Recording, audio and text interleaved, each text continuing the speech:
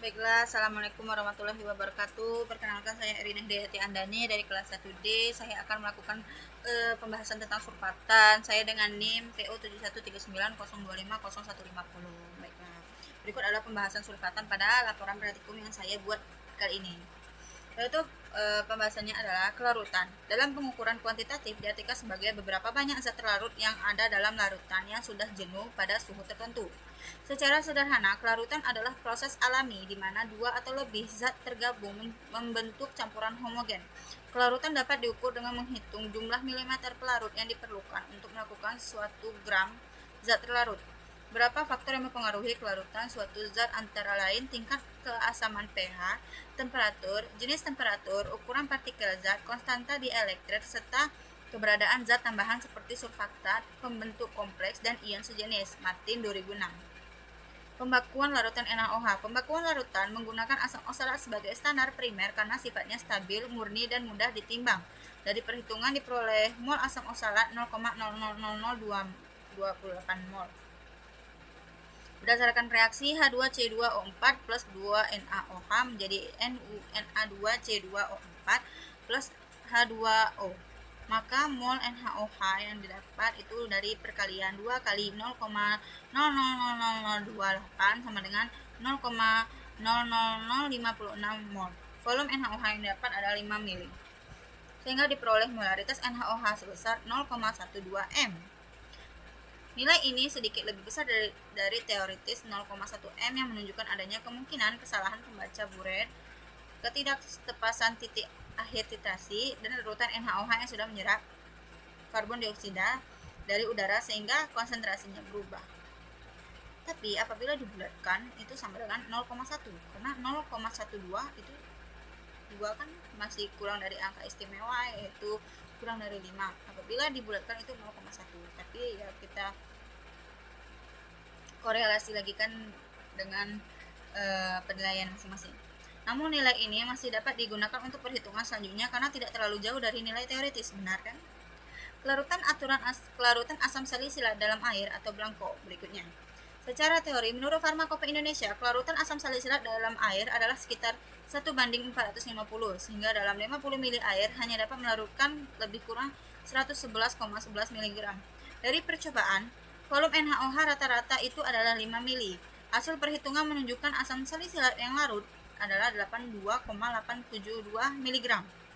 Hasil ini lebih kecil dari teori, yaitu 111,11 mg. Hal ini bisa disebabkan oleh proses pelarutan belum mencapai kesetimbangan sempurna, pengadukan kurang optimal, kehilangan zat saat penyaringan atau absorpsi pada kertas saring. Sebagian asam salisilat masih dalam bentuk kristal yang belum larut sempurna. Pelarutan asam salisilat dengan surfaktan. Pada larutan dengan penambahan surfaktan, volume NaOH meningkat menjadi 7 mili. Hasil perhitungan menunjukkan kelarutan 116,0208 mg. Dibandingkan dengan tanpa surfaktan, yaitu 82,872 mg, terjadi peningkatan kelarutan yang signifikan. Hal ini sesuai teori bahwa surfaktan seperti itu yang 80 dapat meningkatkan kelarutan zat yang sukar larut melalui mekanisme pembentukan misel, yaitu surfaktan akan membentuk misel di dalam larutan, di mana sebagian hidrofobik dan akan meningkatkan asam salisilat. Sebagian hidrofolik berinteraksi dengan air. Hidrofobik akan mengikat asam salisilat. Sebagian hidrofolik akan berinteraksi dengan air, sehingga zat yang awalnya sukar larut menjadi lebih mudah terdispersi. Lalunya menurunkan tegangan permukaan, membantu proses pelarutan menjadi lebih efektif. Baiklah, dalam konsep ini saya akan menjelaskannya apa yang dimaksud dari pembentukan misel. Jadi surfaktan itu akan membentuk misel, yaitu misel itu seperti bola, di mana di dalamnya itu adalah hidrofobik, yaitu suka minyak, yang di luarnya itu hidrofilik, yaitu suka air. Jadi hal ini adalah salah satu langkah untuk membawa si asam salisilat agar dapat larut. Bahasa kasarnya itu dipaksa larut di dalam air. Jadi anggap ini asam salisilat dan ini adalah misel. Dia akan bagian ini adalah hidrofobik atau yang suka minyak. Dia akan mengikat asam salisilat begini dan menyimpannya di dalam. Sedangkan di bagian luar ini ada hidrofilik, yaitu adalah yang suka air. Dia akan berinteraksi dengan asam salisilat dengan air. Sehingga asam salisilat ini akan disimpan ketika sudah sudah full, sudah melingkupi seluruh asam salisilat, itu adalah CMC, adalah titik di mana CMC terbentuk. Sehingga di sini asam salisilat ini dapat larut di dalam air walaupun dia bersifat non polar karena dipaksa larut. Nah, dia akan disimpan di sini dan dipaksa larut. Begitu. Analisis perbandingan data. Berdasarkan data kondisi kelarutan, tanpa surfaktan itu mendapat 82,872 mg, sedangkan dengan surfaktan konsentrasi 1,5%, lebih kurang kelarutannya itu 116,0208 mg. Terlihat bawah kelarutan meningkat sekitar 30-40%.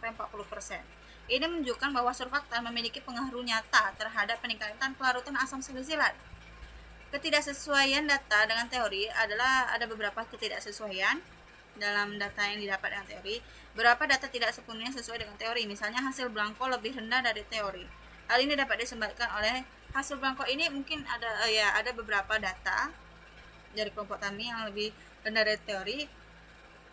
Berikut adalah alasannya adalah faktor teknis, ketelitian dalam penimbangan bahan, ketetapan membaca buret, penentuan titik akhir titrasi, lalu faktor proses, waktu pengadukan yang kurang, suhu larutan yang tidak terkontrol, penyaringan yang menyebabkan kehilangan zat, lalu faktor kimia. NaOH menyerap karbon dioksida membentuk Na2CO3 mempengaruhi hasil titrasi.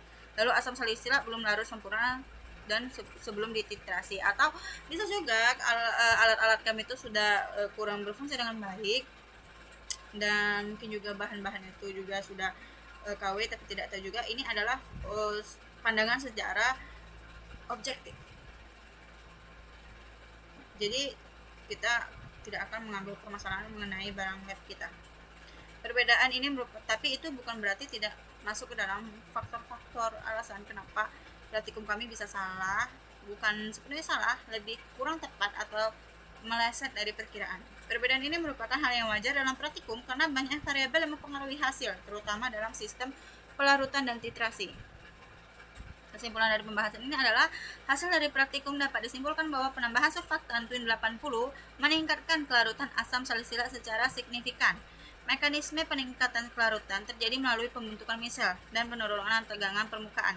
Hasil percobaan secara umum sesuai dengan teori, meskipun terdapat sedikit penyimpangan yang masih dapat dijelaskan secara ilmiah. Baiklah, ini berikut adalah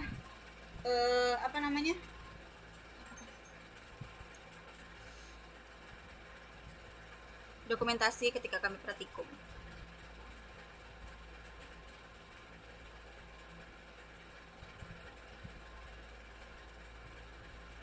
Dapat dilihat ini ketika ini asam salisilat yang tidak larut, ini terdapat kristal-kristal, ini menunjukkan bahwa dia non polar. Lalu sedangkan di sini di twin dia larut sempurna, tidak ada membentuk kristal. Tuh, nampak ya? Tuh. Bahkan di dalam Erlenmeyer pun tidak ada pembentukan kristal.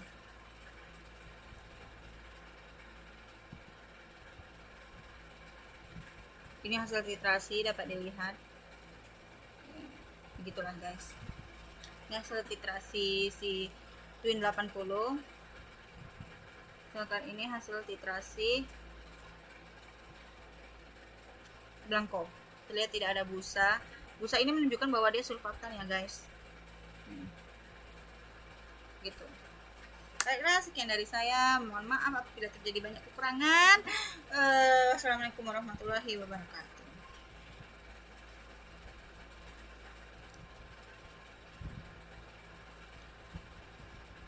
Aduh, masih lama kali.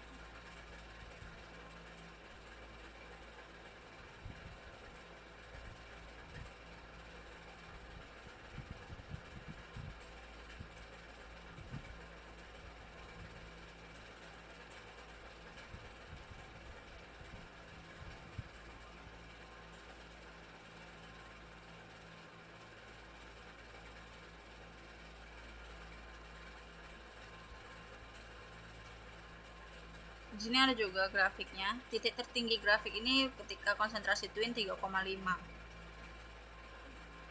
Ya, itu adalah titik CMC-nya.